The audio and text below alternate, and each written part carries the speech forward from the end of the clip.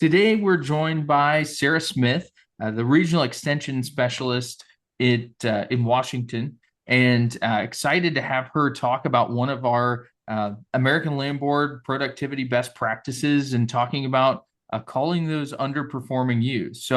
With that, Sarah, take it away. Thank you, Cameron. So in this presentation, I'm going to discuss strategies for culling the underperforming ewe to improve not only flock productivity, but also profitability. And this is based off of your American Land Board Sheep IQ Increasing Lamb Crop series. This presentation has been organized to provide sheep producers with an understanding of the facts that influence culling decisions and why culling underperforming ewes is critical for flock production, the genetic progress of the flock, and the overall flock profitability. In this presentation, I will discuss the importance of the evaluation of the ewe, culling considerations, both involuntary and voluntary factors, the importance of animal identification and record keeping in those culling decisions, and then we'll wrap up with a few key takeaways from this presentation for you to implement in your own flock. A flock's lamb crop is one of the most critical factors influencing profitability in sheep enterprises. It refers to the number of lambs produced per ewe exposed during a breeding cycle and directly impacts the pounds of lambs to be marketed. The lamb crop is calculated by taking the number of lambs sold plus the number of lambs retained, dividing by the number of ewes exposed. This metric helps producers evaluate the effectiveness of their management strategies and identify areas for improvement. A higher lamb crop means more revenue and provided it aligns with the environmental and production system constraints. Management decisions play a pivotal role in achieving optimal lamb crop, and one of the most effective strategies is culling those underperforming ewes. A ewe's age, health, and genetic potential all impact how a ewe fits into a flock's breeding and marketing plans. Culling criteria will vary between farms and ranches and can vary within a farm and a ranch from year to year if breeding or farm goals change or economic conditions change.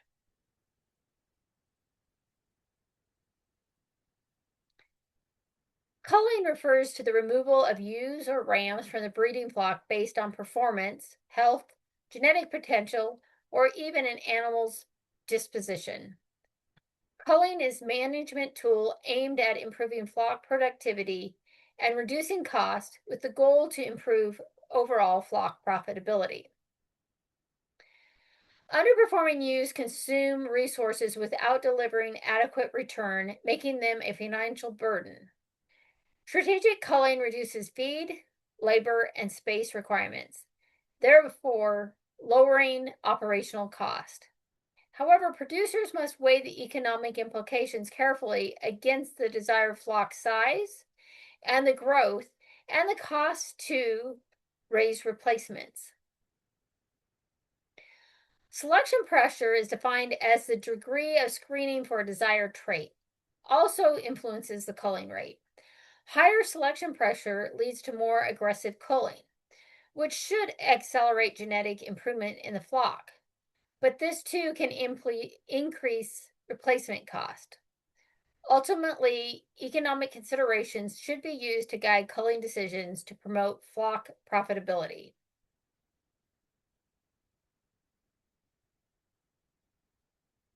Ewes that do not contribute to the lamb crop or have fewer lambs or pounds of lambs still consume feed, occupy space, and require labor without generating proportional returns, ultimately reducing overall profitability. By removing ewes that fail to meet performance standards, producers can improve flock efficiency and genetic progress. However, culling must be balanced with replacement cost and long-term goals. Extreme culling can lead to high expenses in developing replacements, so strategic planning is essential when evaluating factors that influence lamb crop and the pounds of sellable lamb. In some cases, retaining a marginal ewe and breeding her to a terminal sile for a market lamb might be more cost-effective than immediately culling her. Typically, about 15% of a flock is culled annually, although this rate varies depending on production goals and economic consideration. Purebred flocks or high-producing flocks may have a higher culling rate, whereas flocks that are trying to grow their flock size maybe have a lower culling rate.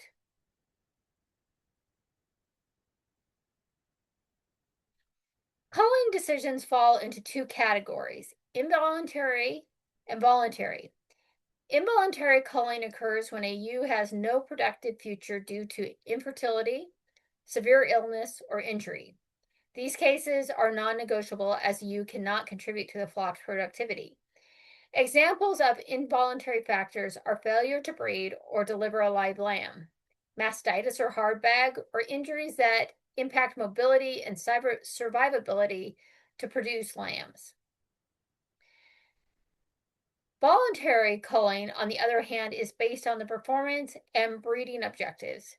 It involves removing ewes that fail to meet standards for traits such as fertility, be it the number of lambs born or raised, or if they lambed in a specific identified period of time, or performance traits such as lamb growth, carcass traits, or wool quality.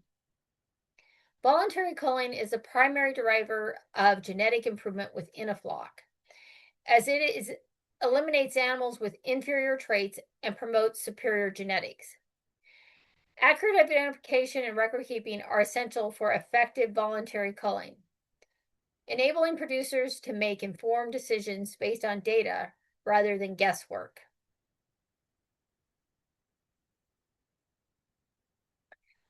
According to the USDA NOMS data, age is the leading reason for culling ewes, accounting for about 56% of cases and citing that nearly 70% of the operations cull because of age. Age-related culling typically occurs when a ewe reaches 5 to 6 years, as productivity declines at this period. Older ewes produce fewer lambs and less milk, reducing weaning weights and overall profitability. While some ewes remain productive beyond 6 years, most operations find it's economical to replace aging animals. Other significant reasons for culling include failure to lamb, udder health issues such as mastitis and hard bag syndrome, teeth problems, poor mothering ability, and chronic weight loss.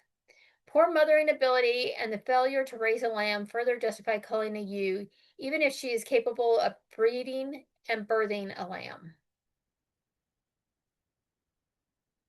Other health problems that are justifications for culling in the ewe flock include prolapse issues, hoof disease such as foot rot, dental problems, and parasite susceptibility. Teeth wear and loss impair feed efficiency, while foot rot causes lameness, resulting in ewes' failure to thrive and high treatment cost. Internal parasites also impact productivity. Ewes requiring frequent deworming should be culled to promote genetic resistance. Performance factors such as fertility and lambing success are equally important. Ewes that fail to conceive within 2 or 3 cycles, lamb late, or produce the desired litter size repeatedly should be considered for removal from the flock. Genetic potential of highly heritable traits or genetic tests for genetic defects are other important criteria that should be used to help guide selection and culling decisions in order to make long-term flock improvements. Use of estimated breeding value or genetic testing can be used to evaluate genetic potential of an animal and the impact they will have on their offspring. Additional culling considerations include temperament, fleece quality, and structural soundness. Flighty or aggressive ewes increase handling difficulty and stress within the flock, while fleece defects or poor shedding in hair sheep should be traits considered for culling. By integrating health, performance, genetic, and behavior criteria into culling decisions, producers can build a more productive, resilient flock that meets economic and operational goals. These criteria ensure that only ewes capable of contributing to the flock's profitability remain, improving the overall genetic quality and reduce management challenges.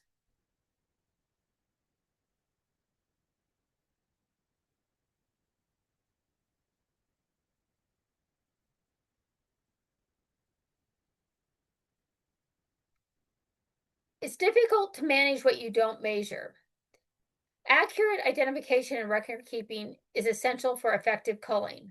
Ear tags, visual ear tags, or electronic identification, ear notching systems help track individual performance and health issues.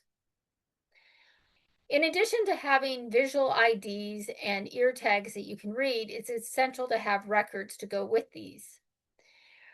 Records enable producers to rank ewes by productivity and identify underperformers. Genetic improvement is another criteria aspect. Estimated breeding values, also known as EBVs, from the National Sheep Improvement Program provide data on traits like parasite resistance and reproductive efficiency. It is important to combine these records with a visual appraisal of the animal, as records may not always document poor udder conformation, chronic hoof disease, or other problems that should be eliminated from the flock.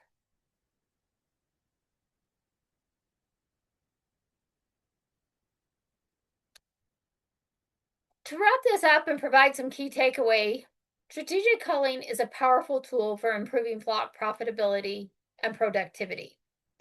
By removing ewes that fail to meet health, performance, and genetic standards, producers can reduce cost, enhance lamb crop, and promote long-term genetic progress in their flock.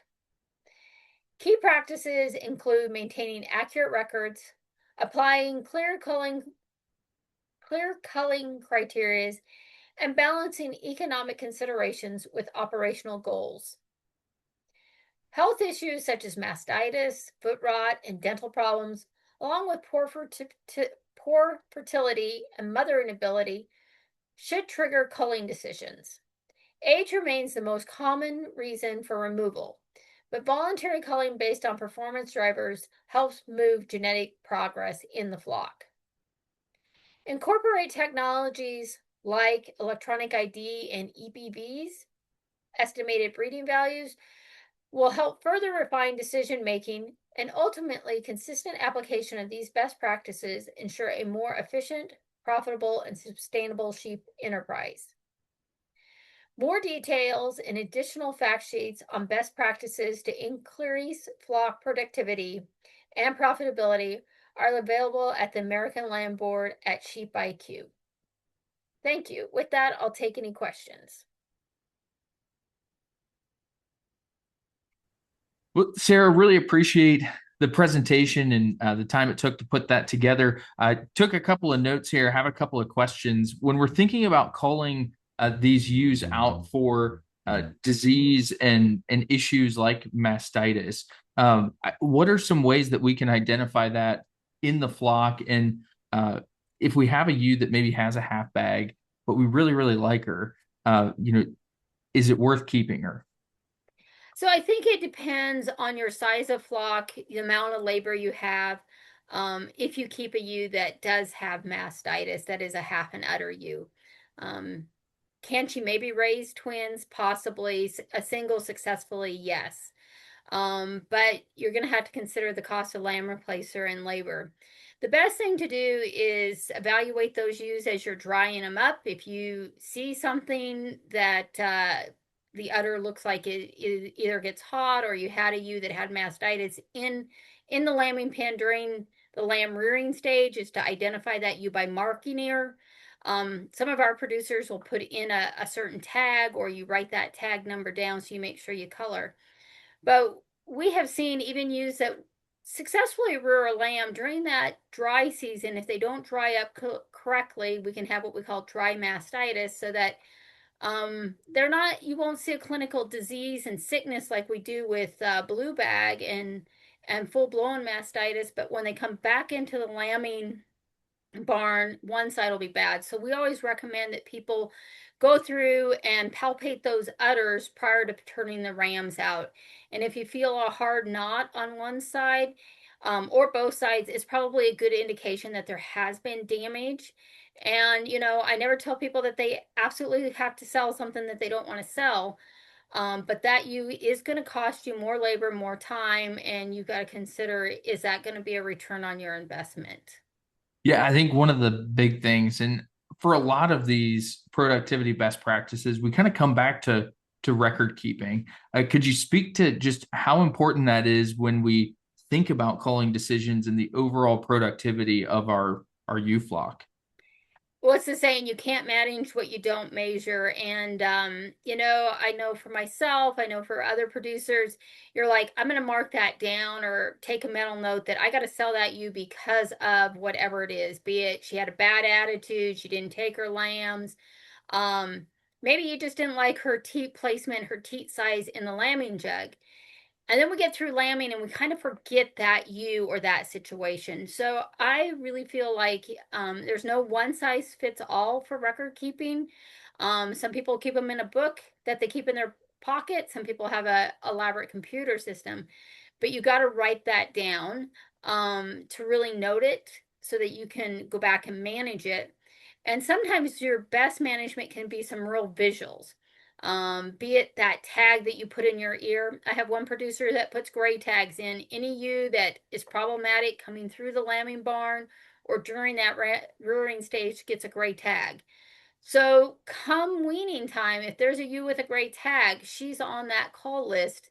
Even if she looks plumb and great and her udder palpates well, there was some reason that she was not working out. So that's what our larger range flocks do that might not have every ewe individually identified. They will identify ewes as they come through. I think small flocks, farm flocks, it is really critical to have a unique identifier, especially if you're trying to make genetic progress, so that you can write those things down. Between long nights and just fuzziness that happens during lambing season, you can lose track of that ewe if you don't write it down. Yeah, I find as a sheep producer myself, I find my records and the notes taken are really, really good at the beginning of lambing season. And then as we start to get to the middle, the elaborate notes start to become few and far between. Then by the end, we're lucky if we have a note on there. So I definitely think, like to your point, not only taking down that information, but how do we use it down the road is such an important part. I agree. And then one other thing I'd say is I think we're a little bit more critical when our feet are being held to the fire and we're in the lambing barn, Um, labor is short, weather can be tough, and I'm marking ewes down, cold issue, her udder, I don't like her teeth placements. And then I find myself in April when the weather's getting nice and the lambs are playing. I'm like, oh, she's a pretty ewe. And why do I have a green mark on her back? Oh, she can stay.